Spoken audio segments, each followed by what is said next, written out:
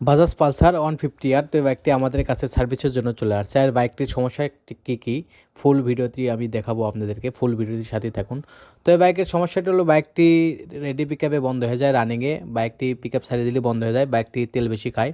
তো আমরা এই বাইকের প্লাগ দুটো পরিবর্তন করে দেবো। প্লাগ দুটো কিন্তু একদমই নষ্ট হয়ে গেছে, দেখতে পাচ্ছেন। আর এই বাইকটি চলছে অনলি 17,000 কিলোমিটার। আর এই 17,000 কিলোমিটার চলছে, এর ভিতরে বাইক কিন্তু একটাও সার্ভিস নেয়নি, এই বাইকটি সার্ভিস করায়নি কখনোই না, জাস্ট খালি মোবিল চেঞ্জ করছে বাইকের। আমরা কিন্তু দেখেন এই বাইকের ট্যাবিটটি অ্যাডজাস্ট করে দিচ্ছি, বাইকের ট্যাবিটটি কিন্তু টাইট হয়ে আছে, রকারগুলো অ্যাডজাস্ট করে দেবো আমরা।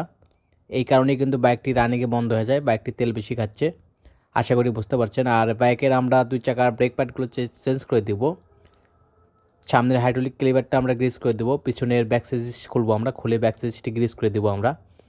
পিছনের চাকার ব্রেক শো আমরা চেঞ্জ করে দেবো, পিছনের চাকার স্টিকগুলো আমরা গ্রিস করে দিব, চেন ক্র্যাঙ্ক পকেটগুলো আমরা ওয়াশ করে দিব। এই বাইকের ফুললি একটা মাস্টার সার্ভিস দেবো আমরা এই বাইকটি।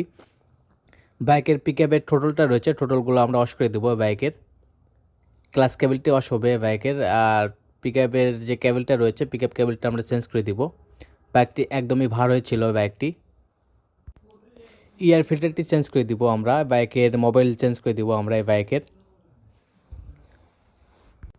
ক্লাস কেবলটি আমরা চেঞ্জ করে দেবো, সামনের বল্ডাসারটি আমরা খুলবো, খুলে বল্ডাসারটি যদি ভালো থাকে আমরা ওটা গ্রিস করে দিব, আর যদি নষ্ট হয়ে যায় তাহলে অবশ্যই আমরা চেঞ্জ করে দিব। তো আশা করি বুঝতে পারছেন। যারা আমাদের ভিডিও দেখেন, আমাদের ভিডিও যদি ভালো লাগে অবশ্যই লাইক কমেন্টস করবেন, আর আমাদের ইউটিউব চ্যানেলটি অবশ্যই সাবস্ক্রাইব করে দেবেন যারা সাবস্ক্রাইব করেননি।